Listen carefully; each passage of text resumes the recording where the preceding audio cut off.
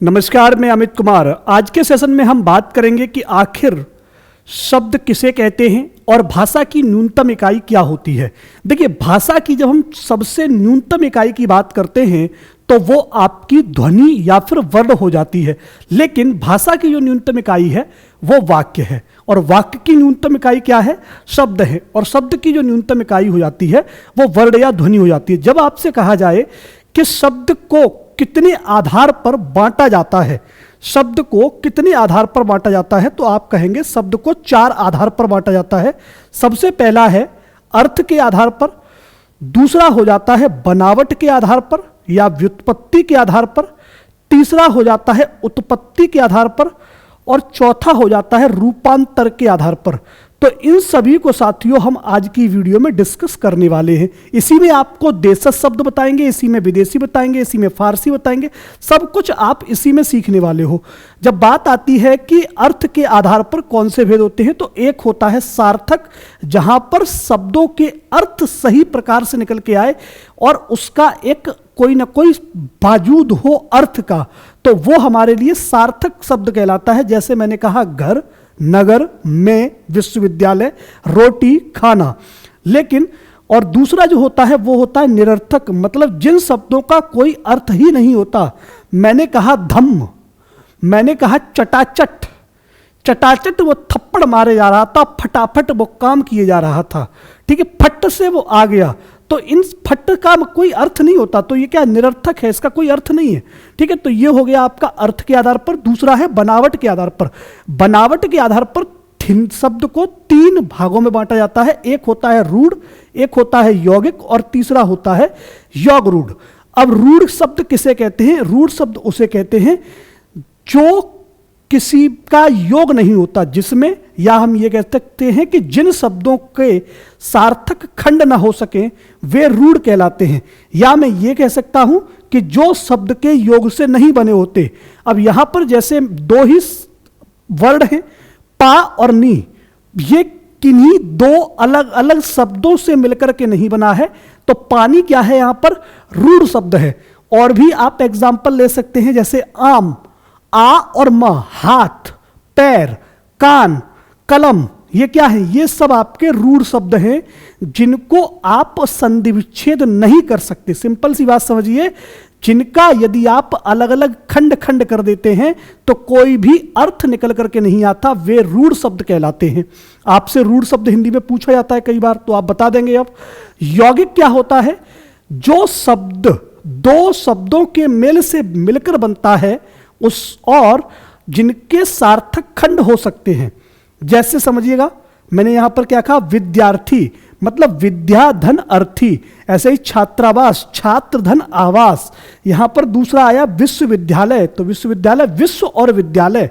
ऐसे ही यहां पर क्या है? दूध वाला, मतलब क्या है? देखिए, 2 शब्दों का मेल है, एक तो दूध का मेल है और एक वाला, मतलब दूध वाला मतलब दूध को बेचने वाला। ऐसे घुड़सवार, घोड़े पर सवार। तो यहां पर आप समझ पा रहे हो, दोनों शब्द जब अलग अलग कर देंगे तो दोनों का एक सार्थक अर्थ होगा। इसी प्रकार से बात आती है योग रूढ़ की। किसकी बात आती है? योग रूढ़। जो शब्द यौगिक तो होते हैं लेकिन सामान्य अर्थ को छोड़ किसी विशेष परंपरा से विशेष अर्थ का परिचायक बन जाते हैं। जैसे मैंने एक एग्जाम्पल लेता हूं, पंकज। अब यहां पर जो पंकज शब्द है, पंक का, यहां पर समझिएगा, पंक का जो अर्थ होता है वो क्या होता है? पंक का अर्थ होता है कीचड़। पंक का अर्थ क्या होता है? कीचड़। और ज मतलब क्या होता है? उत्पन्न होना, मतलब जन्म लेना या उत्पन्न होना। तो कीचड़ में जन्म लेने वाला कौन होता है? सिंपल सी, जैसे ही पंकज की बात आती है आप सीधा कह देते हो कमल। लेकिन भाई पंकज मतलब कीचड़ में जन्म लेने वाली काई भी होती है, आप सब जानते हो। जोंक भी होती है, जोंक भी भाई पानी में ही जन्म लेती है, कीचड़ में ही जन्म लेती है। सिंगाड़ा कीचड़ में ही जन्म लेता है। लेकिन पंकज का जैसे ही नाम आता है हम उसकी तुलना कमल से कर देते हैं। मतलब योग रूढ़ भी होते हुए भी उस, भाई ये क्या है? ये क्या हो गया? ये एक यौगिक हो गया, पंक और ज। पंक और ज क्या हो गया? यौगिक हो गया, लेकिन उसका अर्थ जो निकल रहा है वो रूढ़ हो गया। क्या हो गया? रूढ़ हो गया। ऐसे ही हम बात करते हैं लंबोदर, तो यहां पर लंबा और उदर, भाई लंबा उदर जैसे ही मैंने कहा होगा आपके दिमाग में गणेश जी की प्रतिमा आ गई होगी। लेकिन क्या लंबा उदर, उदर मतलब होता है पेट, क्या लंबा पेट केवल गणेश जी का ही था? भाई लंबा पेट तो ऊंट का भी था, हाथी का भी था, और कोई मनुष्य भी हो सकता है जो बहुत ज्यादा खाता हो, लेकिन फिर भी हम गणेश जी से ही तुलना करते। मतलब लंबोदर जो शब्द है, लंबो और उदर, ये साथियों यौगिक हो गया, लेकिन उसका अर्थ रूढ़ हो गया, उसे हम यहां पर योग रूढ़ शब्द कहते हैं। उम्मीद करता हूं यह बात आपकी समझ में आ गई होगी। चलते हैं यहां पर हिंदी के अंदर जो हमने बात की उत्पत्ति के आधार पर। तो उत्पत्ति के आधार पर जो शब्द होते हैं उनमें आपका तत्सम, तद्भव, देशज और विदेशज आते हैं। ठीक है, अब तत्सम की बात कर लेते हैं। तत्सम वे शब्द होते हैं जो संस्कृत से ज्यों के त्यों लिए गए हैं, या फिर यह कह सकते हैं कि जिनका संस्कृत में भी संस्कृत शब्दों का प्रयोग हिंदी में ज्यों के त्यों किया जाता है, उसे तत्सम शब्द कह देते हैं। समझिएगा, वे शब्द जो हिंदी में बिना किसी ध्वनि परिवर्तन के संस्कृत से आए हैं। जैसे अग्नि, अग्नि का अर्थ होता है आग, तो अग्नि जो है वो आपका क्या है, संस्कृत भाषा का शब्द है, तत्सम है। ऐसे ही हमने कह दिया उलूकह, गर्दभः, हस्त, ठीक है, पादः, तो ये क्या है, ये सब के सब आपके क्या हो जाएंगे, संस्कृत वाले शब्द हो जाएंगे। आम्र कह दिया किसी ने साथियों, मुख कह दिया किसी ने पुष्प कह दिया, तो ये सब तत्सम शब्द हैं। ऐसे ही तद्भव शब्द जब आपसे पूछे जाए तो फिर वे शब्द जो अनेक ध्वनि परिवर्तनों के बाद हिंदी में आए हैं, या हम ये कह सकते हैं कि जो संस्कृत के थे किंतु धीरे धीरे उनका स्वरूप बदलता चला गया, वे तद्भव शब्द कहलाते हैं। जैसे घोड़ा, घोड़ा को संस्कृत में क्या कहते हैं, अश्वः। ऐसे ही कोयल, काकः, ठीक है, काका का क्या होता है, कौवा हो जाता है। ऐसे गर्दभा साथियों संस्कृत में कहते हैं, लेकिन उसे गधा हिंदी में कह देते हैं। समझ में आ रही है आपको बात? ऐसे ही अब देखिए यहां पर धरती क्या है, धारित्री। ऐसे ही हद्रिका संस्कृत में कहते हैं, लेकिन हल्दी उसे हिंदी में कह देते हैं। ऐसे ही कहा गया नाक, तो नाक साथियों हिंदी में कहा जाता है, लेकिन संस्कृत में क्या होता है, नासिका। ऐसे ही कपोतः साथियों कबूतर को कहा जाता है, तो ये क्या हो रहा है, कोकिला साथियों कोयल को कहते हैं, उष्ट साथियों ऊंट को कहते हैं। ठीक है, तो ये क्या है, तत्सम शब्द से आपके तद्भव बने हुए हैं। ठीक है, तो पहले क्या था, संस्कृत के शब्द प्रयोग होते गए, धीरे धीरे उनमें परिवर्तन होता गया, और वो साथियों तद्भव शब्द कहलाते हैं। अब बात आती है देशज। सिंपल सी बात कि ऐसे शब्द जो देसी भाषा में अपने लिए गढ़ लिए गए। जैसे कहा गया लोटा, क्या कहा गया, लोटा, मतलब क्षेत्रीय भाषा के आधार पर या क्षेत्रीय शब्दों को जब गढ़ लिया गया या उनका उपयोग किया जाने लगा स्थानीय लोगों के द्वारा, उसे देशज शब्द कहा जाता है। जैसे कबड्डी, झंझट, टट्टू, भोंपू, खर्राटा, खचाखच, डिब्बा, लोटा, ठेस, खिड़की और तेंदुआ, तो ये सब क्या है, ये सब के सब आपके देशज शब्द हो जाते हैं। ऐसे ही अब बात आती है विदेशज शब्द। विदेशज शब्द साथियों वे शब्द जो हिंदी भाषा में विदेशी भाषाओं से आए हैं, लेकिन हिंदी भाषा में उनका प्रयोग बड़ी कहा जाए प्रमुखता से होता है, उसे विदेशी या विदेशज शब्द कहते हैं। अब बात आती है कि ऐसे कौन से शब्द होते हैं, तो मैं आपको यहां पर अब वो शब्द बता देता हूं, और ये साथियों आपके कई बार पेपर में आते हैं। चीजों को समझिएगा और समझने का प्रयास कीजिएगा। मैं बात करता हूं सबसे पहले साथियों तुर्की शब्दों की। यहां पर आपको दिख रहा होगा, लेकिन अरबी और फारसी को भी मैं छोड़ के चल रहा हूं, क्योंकि इसका मैं आपको अलग से बताऊंगा। ठीक है, बताऊंगा इसी वीडियो में, अलग से बताऊंगा। अब देखिए तुर्की शब्द की जब बात आती है तो इसके लिए बड़ा ही एक मैंने जब ट्रिक बनाई थी तो बताई थी कि तोप तमाशा कैंची खंजर, तोप तमाशा कैंची खंजर बेगम बारूद लाया। समझ रहे हो, तोप तमाशा कैंची खंजर बेगम बारूद लाया, चमचा बहादुर सराय दरोगा दुकान से बादाम लाया। इसे लिख सकते हो आप, इसे लिख सकते हो। ठीक है, तोप तमाशा कैंची खंजर बेगम बारूद लाया, चमचा बहादुर दरोगा दुकान से बादाम लाया, सौगात सुराग लाश लफंगा मुगल और हफ्ता दे गया। ठीक है, आप नोट कर लीजिए। इसमें जितने भी शब्द आपको दिख रहे हैं, तोप, तमाशा, कैंची, खंजर, ठीक है, बेगम की बात हुई, बारूद की बात हुई, चमचा की बात हुई, बहादुर की बात हुई, मुगल की बात हुई, दरोगा की बात हुई, दुकान की बात हुई, ठीक है, बादाम की बात हुई, हफ्ता की बात हुई, मुचलका की बात हुई, ठीक है, ताश की बात हुई, लफंगा की बात हुई, सराय की बात हुई, ठीक है, कनात की बात हुई, चेचक की बात हुई। ये सब शब्द साथियों आपके तुर्की शब्द हैं। आपसे पूछ लिया जाए कि कातिल किस भाषा का शब्द है, आपका जवाब आएगा तुर्की भाषा का शब्द है। जब भैया तोप भी है आपके पास, तमाशा भी है, कैंची भी है, खंजर भी है, तो क्या करने जा रहे हो? मर्डर करने जा रहे हो? क्या कातिल बनने जा रहे हो? समझ में आ गई? बात कर लेते हैं फ्रेंच शब्द की। किसकी? आपसे कहा गया भैया कि फ्रेंच शब्द कौन से होते हैं, तो नोट डाउन कर लीजिए, लिख लीजिए अपने पास कि फ्रेंच शब्द में है basin, lamp, cup, mayor, marshal, marshal, soup, picnic, कारतूस और मीनू। ये आपके फ्रेंच शब्द है। कारतूस कई बार एग्जाम में पूछा गया है, इसका ध्यान रखिएगा। जब आपसे पूछा जाए कि अंग्रेजी भाषा के शब्द कौन से होते हैं, तो नोट कर लीजिएगा। रेल हो गया, टेलीफोन हो गया, रोड हो गया, बस हो गया, पोस्ट ऑफिस, ऑफिस हो गया, अफसर हो गया, अपील हो गया, इंच हो गया, powder, pass, ticket, button, cycle, scooter, car, police, coat, pant, tent हो गया, टीन हो गया, ठीक है, कंपटीशन हो गया, डिग्री हो गया, डायरी हो गई, कमेटी, मोटर, कैलेंडर, रबड़, कलेक्टर, जज, स्टील, ऐसे ही अपील, अफसर, अस्पताल, committee, register, pen, line, cinema, radio, paint, pencil, steel. ये सब आपके शब्द क्या हो जाएंगे? ये सब आपके अंग्रेजी भाषा के शब्द हो जाएंगे। ठीक है, इसमें आप स्कूल ले सकते हैं, टेबल ले सकते हैं, कमीशन ले सकते हैं, गैस ले सकते हैं, पेन ले सकते हैं, गिलास ले सकते हैं, मील ले सकते हैं, पुट ले, ये सब आपके अंग्रेजी भाषा के शब्द हैं। क्लियर हो गई बात? चलते हैं आगे की तरफ, जिस पे मैंने आपको लगाई थी रोक। अरबी और फारसी, ये कई बार एग्जाम में बहुत सारे प्रश्न पूछे गए हैं, तो सबसे पहले बात करते हैं फारसी।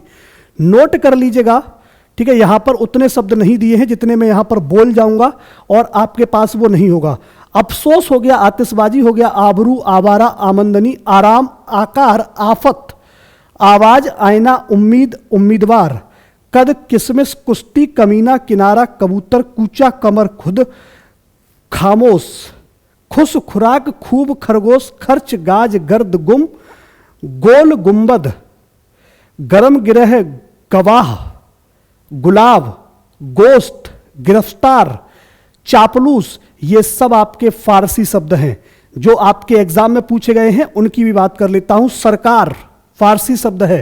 शोर, शादी, वापस, लश्कर, सरासर, सूद, सरदार, रोगन, मोर्चा, मुर्गा, मीना, मुफ्त, मेहमान, मरहम, मलाई, मलीदा, मोजा, बेरहम, बाग, बेहुदा, पलंग हो या पारा, पेशा हो या पैमाना, फरमाइश हो या नापाक, बहरा हो या बीमार, नामर्द हो या फिर नापाक, दीवार हो या दुकान, दस्तूर हो या दंगल, दरबार हो या तीर, ताक हो या ताजा, जिगर हो, जोश हो, तनख्वाह हो, तरकस हो, तमाशा हो। ये सब आपके फारसी शब्द हैं। उम्मीद करता हूं कि आपने इन्हें नोट कर लिया होगा। जुर्माना लगेगा जोर से तो साथियों जहर भी उगलोगे, वो भी साथियों आपका फारसी है। मतलब जुर्माना हो गया, जहर हो गया और आपका जोर हो गया, जिगर हो गया, फारसी शब्द हैं। अब बात कर लेते हैं अरबी शब्द को लेकर के कि अरबी शब्द में कौन कौन से एग्जाम में पूछे गए हैं। नोट कर लीजिएगा, इतने आपको कहीं किसी अन्य वीडियो में भी देखने को नहीं मिलेगा। अकल हो गई, अदब हो गई, अजायब हो गई, अजीब हो गई, असर हो गया, अखबार हो गया, आखिर हो गया, आदमी, आदत, अदालत, अदा, अल्लाह, अहकम, आसार, अमीर, इम्तिहान, इलाज, इनाम, इस्तीफा, इज्जत, इस्लास, इमारत, ईमान, उम्र, ऐतराज, एहसान, औरत, औलाद। ठीक है, ये सब आपके अरबी शब्द हैं। और सुनते रहिएगा अरबी शब्द कौन से हैं। मुद्दत हो गया, हवालात हो गया, हाजिर हो गया, हासिया हो गया, शराब हो गया, मतलब हो गया, बाकी हो गया, नहर हो गया, तारीख हो गई, जाहिल हो गया, खत हो गया, कसरत हो गई, कसम हो गया, कसर हो गई, कसूर हो गया, कदम, कब्र, कमाल, कर्ज, औसत, किला, किस्मत, किस्सा, किताब, कुर्सी, काहिल, खत, खत्म, खबर, खराब, ख्याल हो गया, गरीब हो गया, गैर हो गया, जलसा हो गया, जिस्म जाहिल जहाज हो गया, जवाब जनाब जालिम हो गया, जिहन तकदीर तकिया तरफ हो गया, तमाम तकाजा तुर्की तरबूजा हो गया, ठीक है, तजुर्बा हो गया, तमाशा हो गया, तनख्वाह हो गया, तारीख दान दावत दाखिल दीन दुआ दुकान, नगद नकल, ठीक है, नशा नतीजा चाल फकीर, फ़ायदा फैसाल फैसला, फौरन फिक्र, मामूल मालूम मामूली, माल मिसाल, मुद्दई मुसाफिर, ठीक है, सिफारिश हक हद हरामी हमला हवालात, ये सभी शब्द आपके अरबी हैं। ठीक है, जितने भी शब्द आपको बताए उम्मीद करता हूं कि आपने सही से सुन लिए होंगे और अपने पास नोट कर लिए होंगे। लेकिन मैं आपसे पूछ लेता हूं कि बताइए हिम्मत और हैजा ये अरबी हैं कि फारसी हैं? तो आप क्या बताएंगे? हिम्मत और हैजा क्या है? अरबी शब्द हैं। ध्यान रखिएगा, क्या है? अरबी शब्द हैं। कमेंट बॉक्स में जो आपको उत्तर बताना है वो यह है कि सितार किस भाषा का शब्द है? सितार किस भाषा का शब्द है? सितार किस भाषा का है? अरबी का है, फारसी का है, तुर्की का है या पुर्तगाली का है? इस बात का जवाब आप हमें कमेंट बॉक्स में दीजिएगा। आप यहां पर देखिएगा, तत्सम शब्द की आपको खासियत बता देता हूं कि यहां पर जो शब्द होते हैं या तो वो अधूरे होते हैं, जैसे ग अधूरा दे दिया होगा। आपका कोशिश होगी कि छ का प्रयोग यहां पर देखने को मिलेगा, भा का प्रयोग आपको देखने को मिलेगा, ठीक है, षटकोण वाले स का प्रयोग आपको देखने को मिलेगा। ये सब साथियों किस में देखने को मिलेगा? या फिर आधे वर्ण का प्रयोग मिलेगा। ठीक है, ये चार कैटेगरी आप ध्यान रखिएगा, अपने दिमाग में रखिएगा कि ये साथियों संस्कृत में देखने को मिल जाएगी। किसमें? ये संस्कृत में देखने को मिल जाएगी, मतलब तत्सम शब्द में देखने को मिल जाएगी। जैसे इष्टिका दिया है, ओष्ठ दिया है, आपको समझ लेना है, काष्ठ दिया है, कृषका दिया है, कुंभकार दिया है, ऐसे ही अभीर कहीं दिया हुआ था, गंभीर दिया है, गर्दभा दिया है। तो यहां पर आपको समझ लेना है कि इन शब्दों का प्रयोग जहां जहां ज्यादा हो रहा है वहां पर आपके तत्सम शब्द का नजराना है। ठीक है, इसी प्रकार से हमने आपसे क्या कहा था? हमने आपसे कहा था कि रूपांतर के आधार पर शब्दों के भेद। तो रूपांतर के आधार पर शब्दों के भेद साथियों वह चार प्रकार के होते हैं। कौन कौन से? विकारी होता है, अविकारी होता है। कौन सा? विकारी होता है और अविकारी होता है। विकारी शब्द वे शब्द होते हैं जिनमें लिंग वचन और कारक के अनुसार परिवर्तन होता रहता है, लेकिन अविकारी शब्द वे होते हैं जिनमें लिंग वचन विभक्ति का कोई भी प्रभाव नहीं पड़ता है। तो सबसे पहले विकारी जान लेते हैं। विकारी शब्द में कौन कौन आ जाता है? जैसे मैंने आपसे कहा तुम, तो यदि यहां पर कोई अन्य कारक हो जाएगा, ठीक है, तो यहां पर क्या होगा? इसमें परिवर्तन हो सकता है। लेकिन जो अविकारी शब्द होंगे इनमें किसी भी प्रकार का परिवर्तन नहीं होता। आपने देखा होगा आगे पीछे नीचे ऊपर दाएं बाएं, इनमें कर्ता क्रिया कर्म का कोई भी प्रभाव यहां पर देखने को नहीं मिलता। ना ही लिंग के अनुसार इसमें परिवर्तन होता है, ना ही वचन के अनुसार परिवर्तन होता है और ना ही कारक के अनुसार परिवर्तन होता है। ठीक है, तो ऐसे शब्द जिनमें लिंग वचन और कारक का कोई फर्क नहीं पड़ता वो अविकारी कहलाते हैं, और जिनमें फर्क पड़ जाता है वो विकारी कहलाते हैं। उम्मीद करता हूं कि आज की क्लास आपको समझ में आ गई होगी। विकारी शब्द के भेद आपसे पूछे जाए तो आप कहेंगे कि विकारी शब्द के चार भेद होते हैं, अविकारी शब्द के भी चार भेद होते हैं। विकारी शब्द के चार भेद कौन कौन से होते हैं? तो आप कहेंगे कि संज्ञा होता है, सर्वनाम होता है, संज्ञा होता है, सर्वनाम होता है, विशेषण होता है और क्रिया होता है। उम्मीद करता हूं कि आप नोट भी कर लेंगे। ठीक है, ये तो हो गए विकारी। और जब बात अविकारी की आ जाती है तो आप कहेंगे कि अविकारी में हमारा क्या क्या आता है कि भाई क्रिया विशेषण आता है, ठीक है, संबंध बोधक आ जाता है, समुच्चय बोधक आ जाता है और विस्मयादि बोधक आ जाता है। अविकारी में क्या क्या आता है? क्रिया विशेषण, संबंध बोधक, समुच्चय बोधक और विस्मयादि बोधक। ठीक है, उम्मीद करता हूं आपको चीजें समझ में आ गई होंगी। यहां पर आप देखने का प्रयास कीजिएगा कि विदेशी शब्द कौन सा है। तो यहां पर वजीर जो शब्द है ये आपका विदेशी है। ठीक है, इनमें से तत्सम शब्द कौन सा है? तो तत्सम शब्द आपका अमीय है। लेकिन इस पर मैं आपको अलग से वीडियो आपको प्रोवाइड कराऊंगा जिसमें आपको बहुत ही मजा आएगा। जो मैंने आज कंटेंट लिया हुआ है उसी पे, जैसे अब आपसे कहा है तद्भव शब्द बताइए। यहां पर देखिए मधुप संस्कृत का शब्द है, भ्रमर संस्कृत का शब्द है, मधुबन संस्कृत का शब्द है, लेकिन जो भंवरा है, भंवरा साथियों ये तद्भव है। हल्दी का तत्सम मैंने अभी आपको क्लास में ही बताया था, हरिद्रा होता है। क्या होता है? हरिद्रा। उम्मीद करता हूं आपको चीजें समझ में आ गई होंगी। तत्सम शब्द कौन सा है? तो जिसमें मैंने आपको बताया छ का प्रयोग हो, स का प्रयोग हो, वो तत्सम। और यहां पर तद्भव शब्द आप देख पाएंगे कि यहां पर क्या है, देखिए गोमल होगा नहीं, हरिद्रा होगा नहीं, पर्यंक होगा नहीं, तीखा शब्द यहां पे तत्सम हो जाएगा। ठीक है, तो आपको अगर वीडियो पसंद आया हो, अच्छा लगा हो, तो वीडियो को लाइक और शेयर कर दीजिएगा। मिलते हैं रात्रि 10 बजे कल भी। और कल आपको साथियों जो देशज विदेशज शब्द से उससे संबंधित जो भी हमारी क्वेश्चन सीरीज रहेगी वो मैं आपको कराऊंगा। करपटे का तद्भव रूप बताइए, तो साथियों कपड़ा होता है, सिंपल सी बात है। मिलते हैं नई वीडियो में, तब तक के लिए नमस्कार, जय हिंद, जय भारत।